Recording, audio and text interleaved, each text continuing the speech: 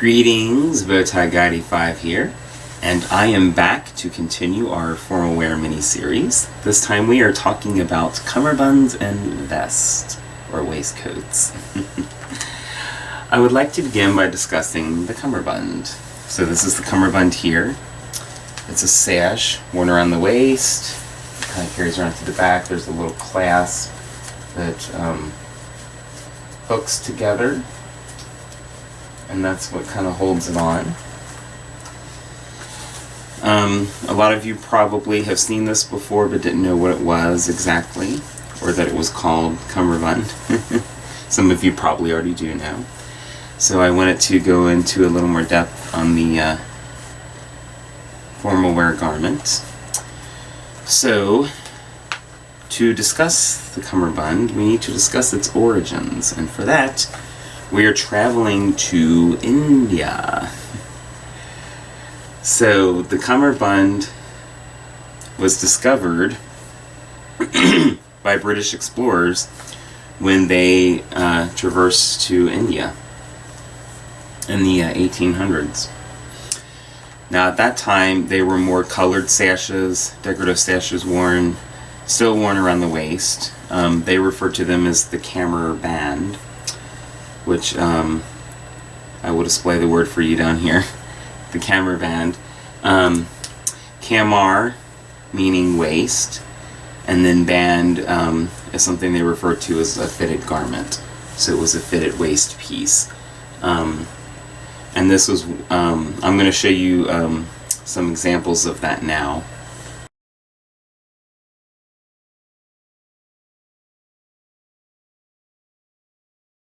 So in India, this was a decorative garment, and it kind of spread out throughout the Middle East, but something, around the waist, and it was usually bright colored pieces.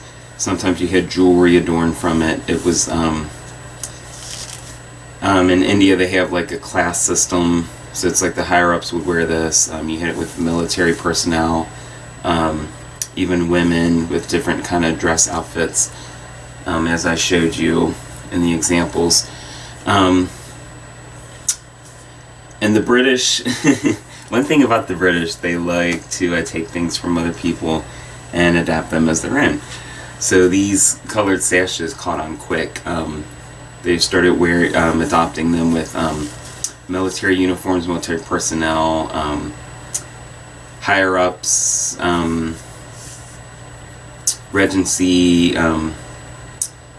the royal family, things like that. And now you see that's carried on even today, where you see a lot of foreign dignitaries, especially in European nations, whenever they have their formal vestments on, you'll see different styles of some kind of cummerbund or some kind of decorative sash with different adornments.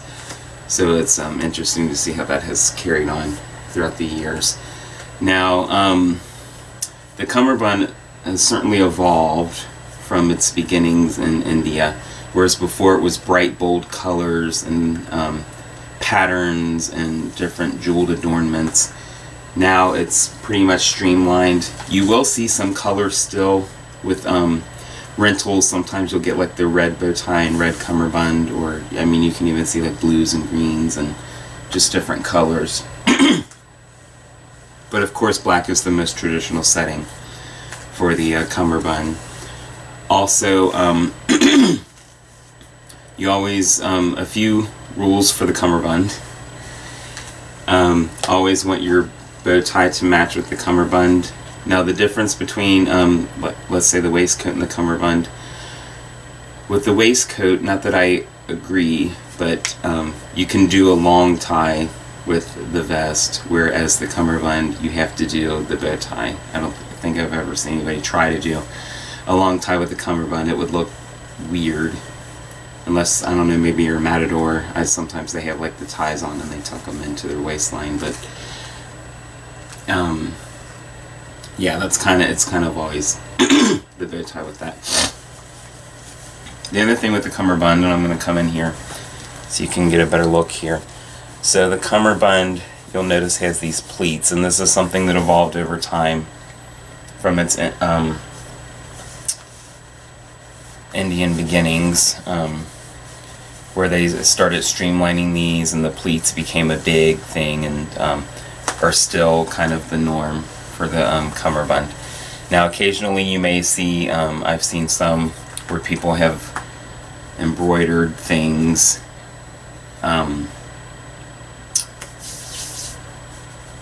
initials and things like that, but this is pretty much the standard what you're going to see here. In the pleats always are facing up, and you know, people have always asked why, and the general idea is that the cummerbund became a bit of a functional accessory as well as a fashionable accessory. A lot of people back in the day would dress for in formal wear more, because the suit was kind of everyday wear. So special occasion, anything was a special occasion. Going to the movies was a special occasion, and people would dress in their tuxedos. So yeah, plays and operas and symphonies and pretty much anything. And the cummerbund, as opposed to the waistcoat, especially took off more in the early to mid 20th century. Again, like I mentioned in my previous videos, the Great Depression had a lot of impact on menswear. People were looking for more costly options. A cummerbund, as it's much less fabric than a waistcoat, is certainly more cost effective than the entire waistcoat. So, you know, that really takes over. And so anyways, to get back to my point, people, you know, you always had your ticket stubs from these events, and they could stick these ticket stubs in the pleats and kind of hold them in place instead of having to reach, you know, all the way into the pocket. So that's how it became kind of functional as well. So the cummerbund, pretty much only really seen with formal wear, tuxedos. They still have their place in men's fashion today. They're kind of lumped in with the whole dressing down, so some events, tuxedos aren't as widely seen as they once were, so you're kind of relegated to like weddings and proms. You probably see cummerbund more with like proms and with rental suits. Weddings are usually more waistcoat or you know, just a formal suit. You may still see a cummerbund for weddings now and then, but I mean, that's pretty much the main thing about that.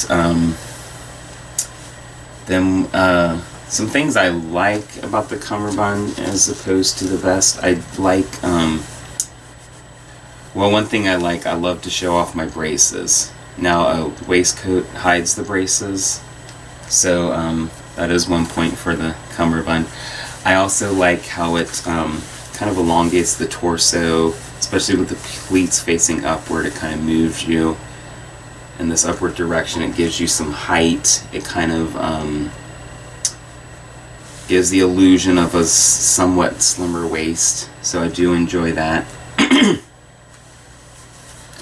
And I'm a big fan of pleats, so that is just some history on the cummerbund and my own kind of personal opinions. So let's move on to the vest or waistcoat.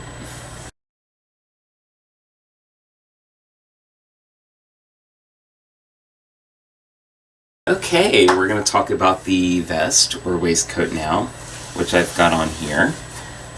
So, vest or waistcoat, it's similar to the a suit jacket, except that you don't have the sleeves, of course. The back usually has a lining to it that is different from the material in front. Even with a regular like suit vest, the back is usually lined instead of being one material all the way around. Mine does not have lapels. Sometimes you will find vests with lapels. That's usually more with the suit vest, but you can get some like different lapel styles. Sometimes with a waistcoat that's more low cut, you're going to see a little bit of a lapel to it. Now we also have England to credit for the vest or waistcoat making its way to the mainstream. The vest or waistcoat can be traced back to the Persians. Now, of course, the style they wore was much different. It was a longer waistcoat that came down about to the crotch area, and it was similar to the cummerbund in that it was very colorful and bright, usually embroidered, different paisleys and very intricate designs, and it was usually like a satin or silk, just very, very elegant, very regal, formal looking. And when the British invaded the Persians, they took a liking to these jackets and they started adapting them to their own. Similar to how I mentioned the cummerbund, they were adapting them higher up military personnel, and really people of importance, again the royal family and higher class England, and then it kind of, from there it kind of trickles its way down. But yeah, this time they were still kind of, the waistcoat was still kind of similar in style to its beginnings. Over the years those styles changed a little bit as everybody had their eye on the style of vest, and at the time it was mostly used for military, so they started developing different styles to segregate from the military so other people could wear them without being seen as a serviceman. So we started getting shorter jackets that cut off at the waist, which is how the name waistcoat came about, because it was a coat that came to the waist. And there's different styles. I'm going to show you some examples here of the waistcoat's early beginnings, and then some current styles. So in modern times you have a few different styles of vest. You have like the one I'm wearing now, which is pretty standard. As I said, with like suit vest, sometimes you may see some lapel. I have a few custom suits where the vest has some different kind of things going on. If you go into a higher formal wear setting like a white tie, those vests are often more of what I think of a waistcoat, where it's low cut. It comes down almost to the waistline of the pant and just kind of deep cuts in, and then you just have a little section here where the vest fastens together. I would say vests, at least aesthetically, are more popular than the cummerbund. I feel like I see them more with formal wear than anything.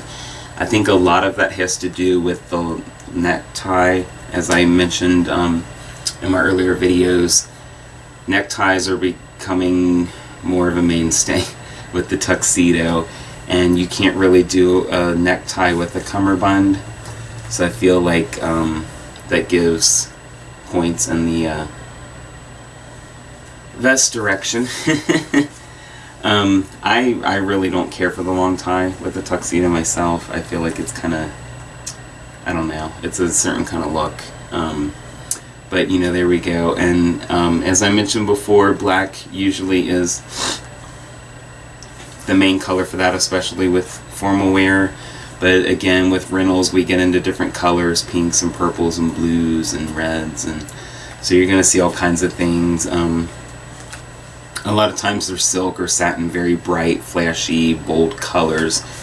This one, I went more traditional, and my vest is the same material as the suit jacket, and then you just have the lining in back, which is makes it different. Now, a few things I like about the vest better than the cummerbund. For one, I like that the vest has pockets, so you can further accessorize your look with a fancy watch and chain. I also I enjoy the lining in back.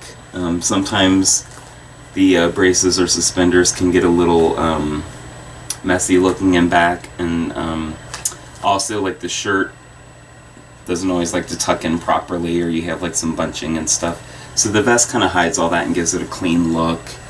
I also like, similar to the cummerbund, but even more so, the vest kind of cinches in the midsection, kind of gives the illusion of a slimmer waist.